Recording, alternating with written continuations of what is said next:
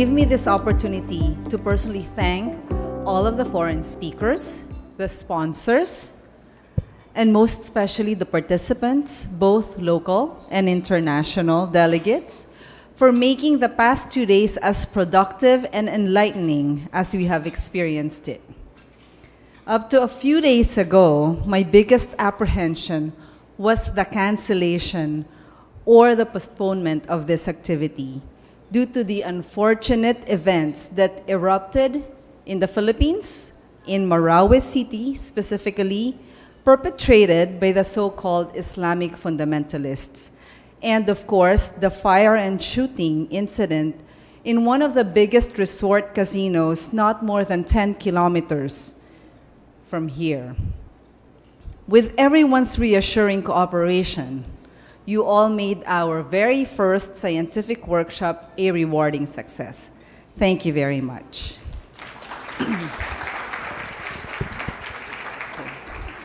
Since the 1900s, life expectancy has more than doubled.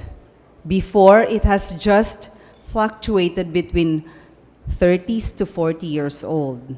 In 2015, it has become 71.4 years. This is considered humanity's biggest accomplishment over the last millennium, and we can only and aptly credit the medical sciences for it. We, the anti-aging and integrative medicine practitioners, are the activists that will continue to strive to make these numbers go even higher. So how do we do this? With activities like this, to address our speculations and apprehensions on a lot of topics. An example of that is the off-label use of vitamin C, which have been scientifically addressed in this conference, and many thanks to our resource persons, Dr. Levy. And while listening to him, it has brought back memories in medical school, that how we were taught on instituting high doses of vitamin C to get rid of the toxicity caused by methamphetamines. For the Filipino doctors, I don't know if this is giving you a recall back in medical school, but that's how we were taught, that if we have crack in the US or shabu in the Philippines, which is your methamphetamine, give high doses of vitamin C to get rid of it. At that time, we take it as a fact, and we accept it.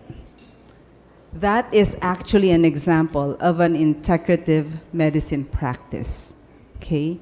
For those who still feel that you need more hard evidence to make use of integrative medicine, let me just echo what Dr. Levy had said. If it is harmless, non-toxic, use it. May I also leave a thought to ponder for all of us. When does something become significant anyway? A treatment, for example. If we say a treatment, when does it become an accepted treatment and not being speculated upon?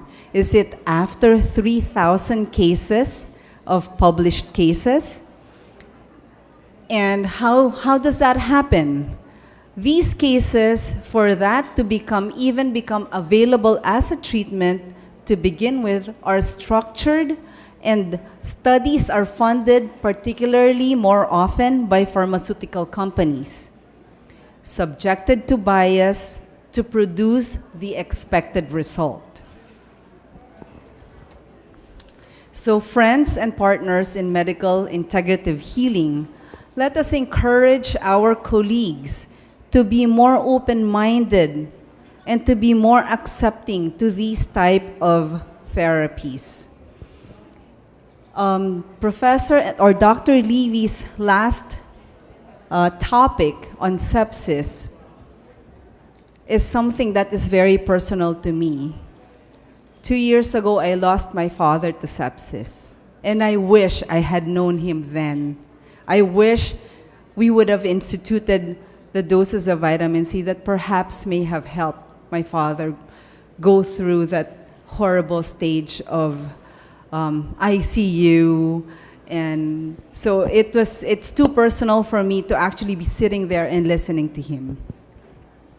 You know, somehow integrative therapies have been instituted by not just by us, but other doctors as well, who deem to be the hardcore academicians, medical doctors, not so open to these types of therapies. But ask them, I'm sure somehow they would have said, oh, by the way, there's nothing wrong taking some herbal teas, or these different types of teas that are probably with guyabano for the Philippines, because now there are teas made out of guyabanos, and Gen Epic's core ingredient is from that seed combined with bignay.